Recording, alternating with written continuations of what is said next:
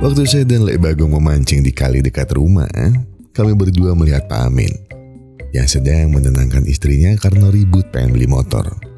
Alasannya karena biar bisa dibuat nongkrong sama geng ibu-ibu dan bisa buat pamer di arisan PKK bulanan.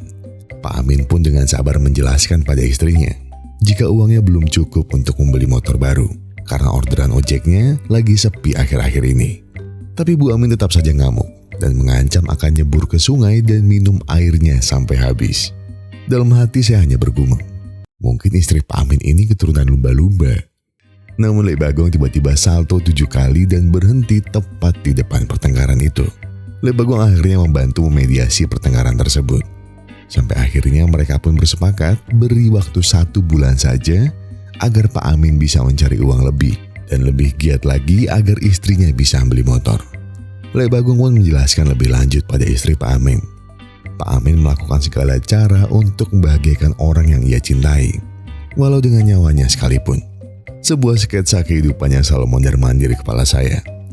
Bagaimana sebuah cinta bisa membuat seseorang berjuang sebegitu besarnya demi kebahagiaan wanita yang ia cintai seumur hidupnya. Seperti sebuah kisah perjuangan seseorang yang selalu dianggap bodoh dalam hidupnya. Orang yang selalu dilupakan di dunia ini, namun bagaimana ia membuat sebuah kebahagiaan yang tak terkira. Kurang lebih begini ceritanya.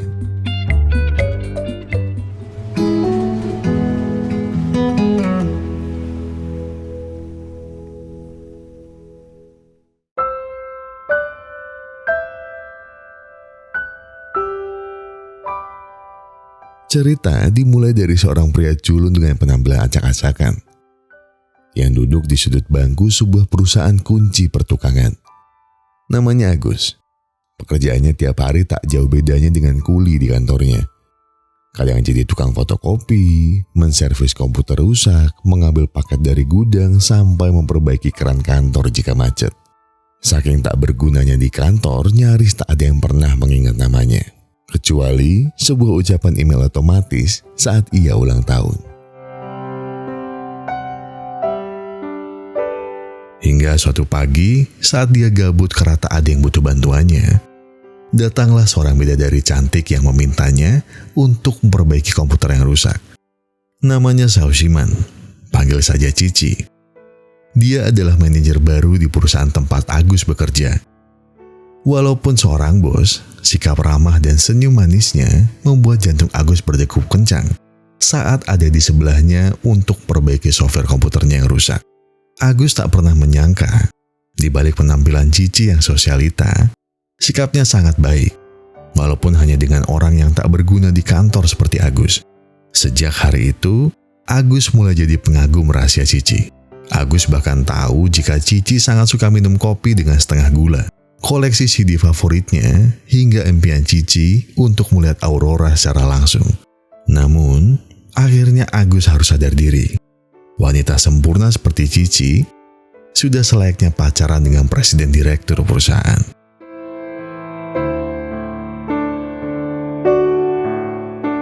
Suatu pagi, presiden perusahaan itu mengumumkan bahwa tahun ini timnya bekerja dengan sangat hebat.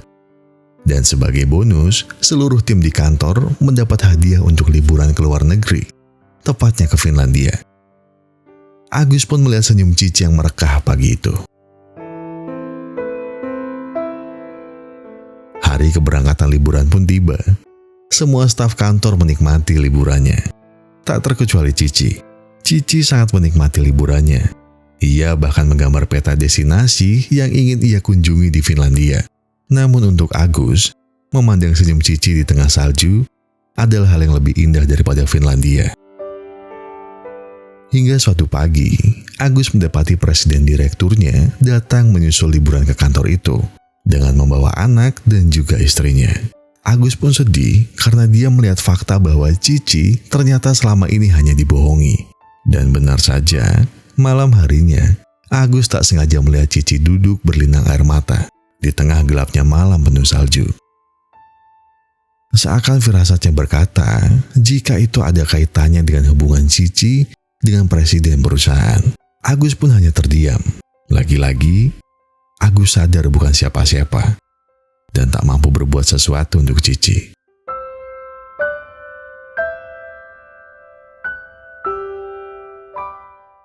Agus melanjutkan jalan-jalannya, ia melihat seorang tour guide yang menjelaskan sebuah aplikasi pendeteksi aurora. Ia pun mendapat informasi bahwa aurora tak akan pernah bisa ia lihat dari Helsinki. Satu-satunya cara untuk melihatnya adalah dengan cara pergi ke ujung utara Finlandia. Dan sejak malam itu, permohonan Agus hanya satu. Ia berharap bisa bersama Cici walau hanya 1 hari saja.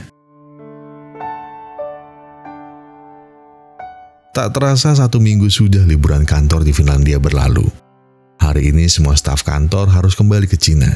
Namun Agus tak melihat Cici mengemasi barangnya di bis. Hingga saat akan masuk ke bis jemputan, Agus melihat wajah Cici yang murung dan enggan ikut bis jemputan. Agus pun akhirnya memantapkan hati untuk tak ikut rombongan dan mencari Cici. Sudut demi sudut ia singgahi untuk mencari Cici. Hingga Agus menemukan robekan peta destinasi milik Cici tergeletak di tengah salju. Firasatnya memburuk. Dengan perasaan panik, ia pun menghubungi tim SAR. Dan malam itu juga pencarian dimulai. Agus tak peduli badai salju yang menerpanya. Hampir 20 jam, Agus dan puluhan kru tim SAR mencari. Namun tak juga membuahkan hasil. Hingga saat cuaca makin memburuk, tim SAR akhirnya menemukan Cici tergeletak tak sadarkan diri. Pagi harinya, Cici terbangun di rumah sakit. Untungnya ia hanya mengalami gegar otak ringan. Cici tetap bisa mengingat memori jangka panjangnya.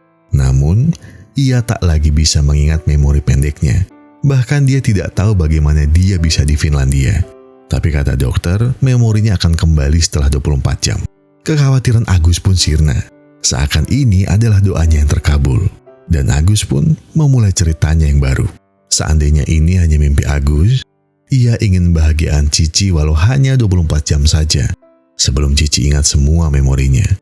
Hanya butuh beberapa jam untuk memulihkan fisik Cici. Setelah keluar dari rumah sakit, Agus pun berbohong dan mengaku bahwa ia adalah pacar Cici. Namun Cici tak mau percaya begitu saja. Ia pun langsung menelpon ibunya dan menanyakan siapa pacarnya. Namun untung saja HP Cici langsung mati. Cici pun menanyakan apakah ada bukti lain foto berdua dengan Agus. Namun Agus berkilah mereka tak pernah foto berdua. Karena Agus tak suka difoto. Cici pun makin gak habis pikir. Kenapa bisa pacaran sama orang culun kayak begini? Namun Agus tetaplah Agus. Yang tidak ingin menyanyiakan waktu yang terus berjalan. Karena tak pernah pacaran dari lahir, Agus pun menjelaskan sejauh mana mereka menjalani hubungannya. Dengan berbekal trik jitu cara mendekati cewek di internet. Pola Agus. Walau terdengar agak wagu, Agus mulai memanggil Cici dengan panggilan sayang. Ia pun mulai menunjukkan lagi peta destinasi yang ingin Cici kunjungi. Mencoba menghiburnya dengan naik kuda-kudaan, bahkan sampai membawa Cici membeli CD lagu favoritnya. Di kepala Agus sekarang, ia hanya ingin bahagiakan Cici sekuat yang ia bisa. Dan sekarang, memandang aurora bersama Cici adalah misi terbesar dalam hidupnya. Namun semua usaha baik Agus tak berjalan semulus paha Wulan Guritno. Cici justru merasa risih dengan semua yang dilakukan Agus. Cici tak pernah ingat kenapa dia mau sama cowok semampusankan pria ini. Hingga akhirnya, Cici pun berkata bahwa ia ingin putus dengan Agus. Sungguh malang nasib Agus. Bahkan Cici yang sedang insomnia pun tetap merasa jijik memiliki pasangan sepertinya. Agus pun akhirnya pergi dalam diam. Sejak itu, Cici mulai memikirkan lagi kata-katanya yang sudah keterlaluan pada Agus. Hingga tiba-tiba,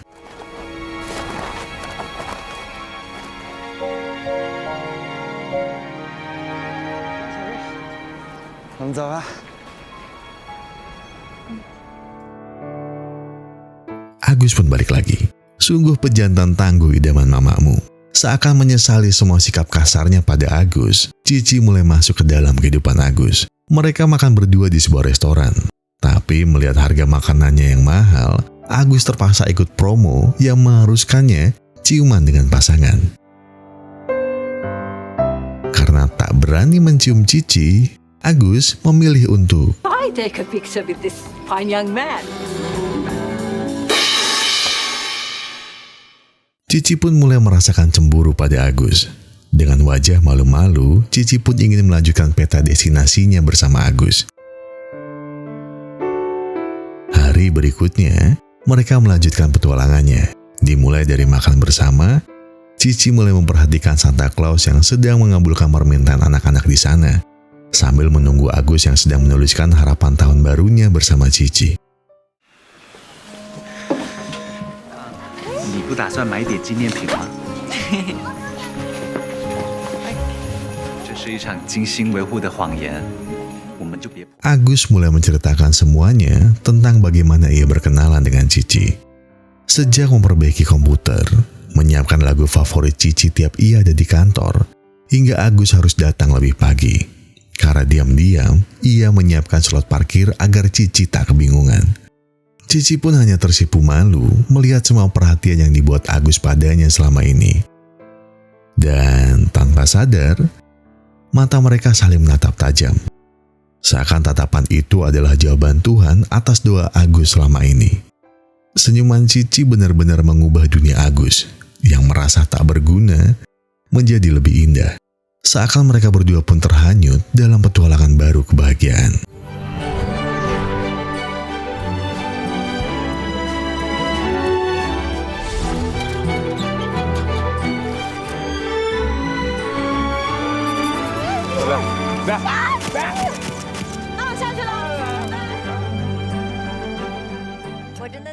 Namun di tengah keseruan mereka bermain salju, tiba-tiba handphone Cici bisa menyala lagi. Ia pun penasaran dengan pria yang ada di wallpaper HP-nya. Dengan gugup, Agus langsung menjawab bahwa dia adalah tukang servis komputer kantor.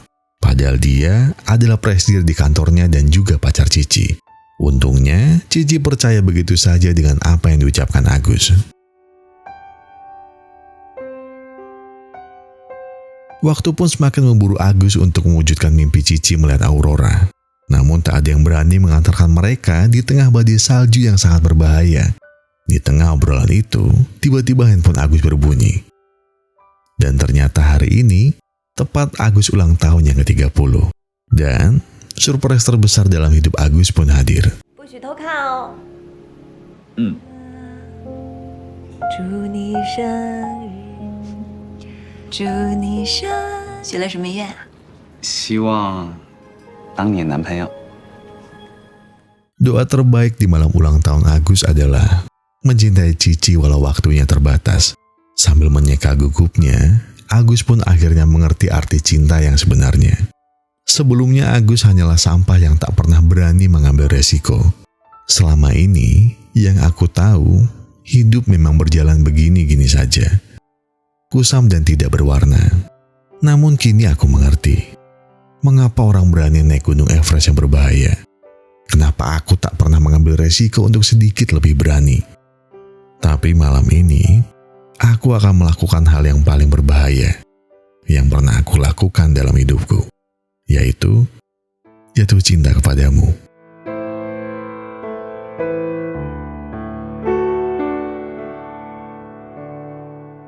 Badai salju pun tiba-tiba berhenti, seakan restu bumi berpihak pada Agus malam ini. Dan Agus membuktikan ia akan mengambil risiko itu.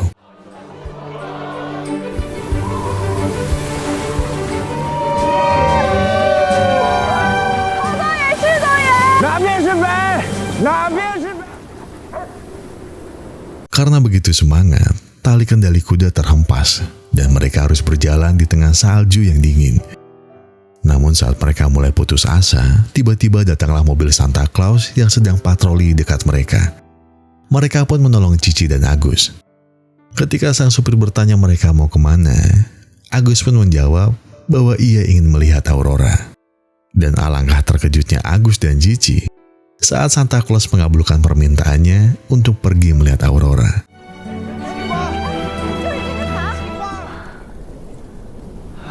云层后面，我看到了。对极光学很灵的。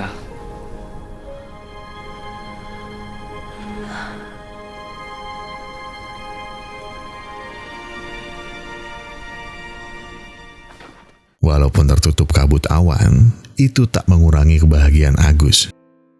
yang sudah mewujudkan mimpi Cici melihat Aurora bersamanya. Merasa tak mau menyia-nyiakan lagi waktunya bersama Cici, Agus pun melamarnya di dalam truk. Will you marry me? Hah?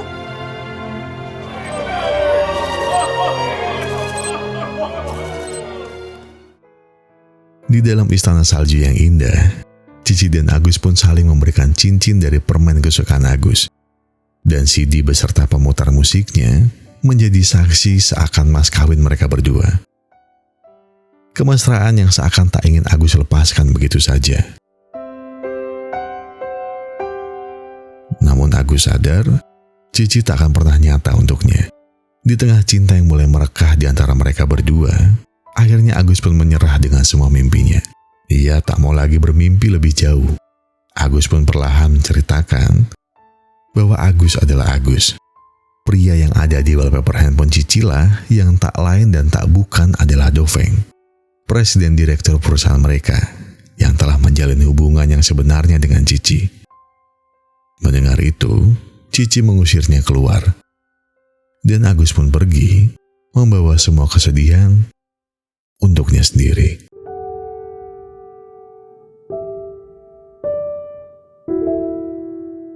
Cici makin tak paham dengan semua yang terjadi. Cici memberanikan diri menelpon Doveng.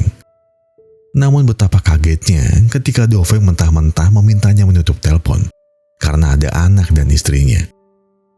Cici tak paham jika memang Doveng pacarnya, kenapa ia sudah memiliki istri dan anak. Di sisi lain, saat Agus mengambil semua barang yang dibuang Cici, tiba-tiba Cici datang dan meminta penjelasan tentang semua yang terjadi. Akhirnya, Agus pun menceritakan semuanya. Sejak Doveng mulai mendekati Cici, di sanalah cinlok terjadi. Doveng beralasan jika hubungannya dengan istrinya renggang dan mulai mendekat pada Cici. Namun semuanya berantakan ketika rahasianya terbuka saat liburan di Finlandia. Istrinya ternyata hamil. Saat itulah Cici pergi dari hidup Doveng. Agus selalu ada di setiap peristiwa yang terjadi, bahkan saat Cici menangis sendirian. Sebenarnya, Cici tak mengalami kecelakaan. Cici memang sengaja terjun ke jurang di tengah salju, hingga akhirnya Agus menyelamatkan Cici. Dengan berbalut air mata, akhirnya malam yang dingin itu terhangatkan oleh pelukan mereka berdua.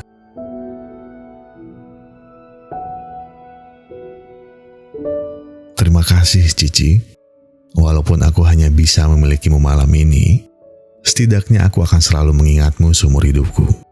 Agus pun berjanji untuk tak mencintai Cici lagi esok hari.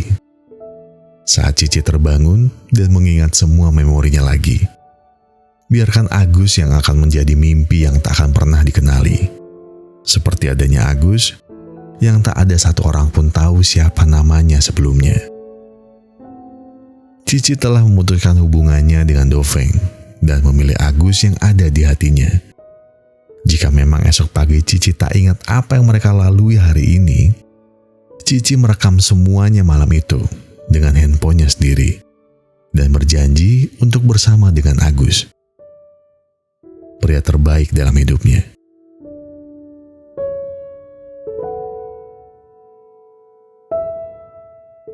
Pagi pun menjelang. Lembaran baru ingatan Cici sudah pulih. Cici benar-benar tak mengingat apapun. Hingga hari kepulangannya pun tiba. Hanya ada Agus yang melihat Cici dari kejauhan dan memakai cincinnya seakan menjelaskan jika semua yang mereka bangun telah sirna diterpa waktu.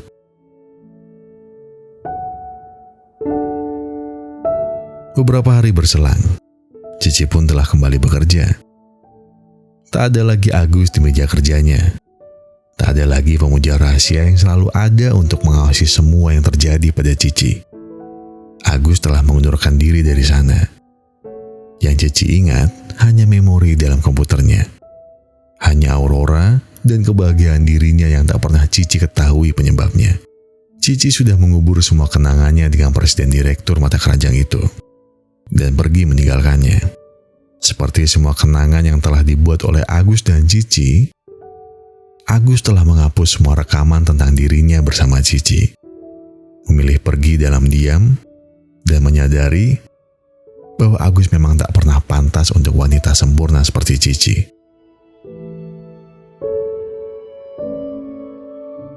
Walau aku tak pernah kau ingat, percayalah, aku selalu ada. Melihatmu dari kejauhan.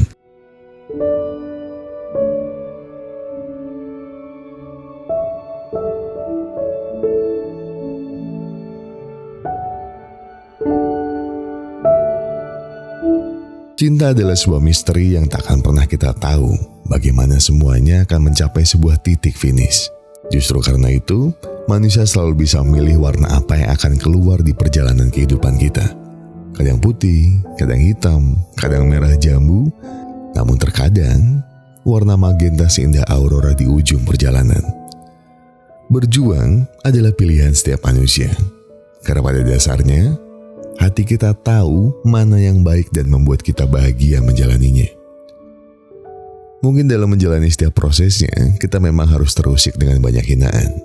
Terkadang kita bahkan tak dianggap jika kita ada di dunia ini dan berhak untuk bahagia.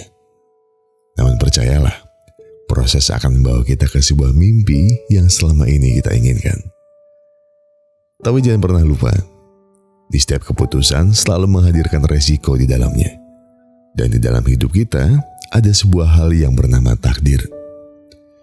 Setiap keputusan selalu bertemu dengan takdirnya masing-masing. Karena itulah adalah jalan ninja yang kita pilih. Terkadang kita harus sadar siapa diri kita. Namun terkadang kita juga harus mengusahakan sesuatu yang menurut kita adalah jalan ninja yang membawa kebahagiaan. Namun apapun pilihannya, jangan pernah berhenti untuk menjadi orang baik. Karena kebahagiaan akan selalu datang di dalam perjalananmu.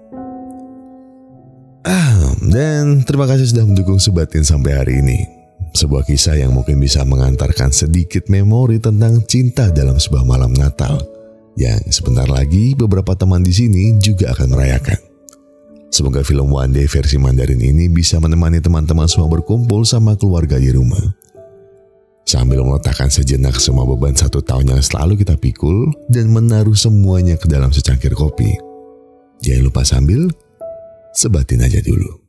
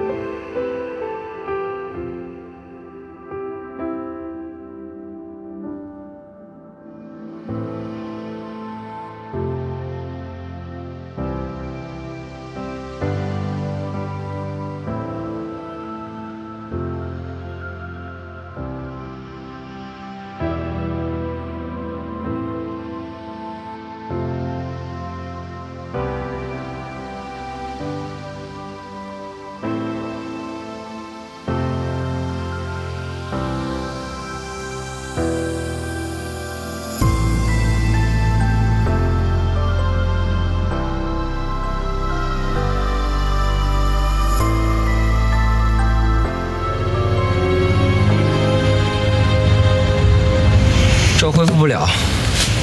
你给我一个恢复不了的依据啊！这个呀，跟储存介质是有关系的。硬盘就像是人类的大脑，可是大脑的褶皱还在啊，你应该都能理解。师傅，师傅。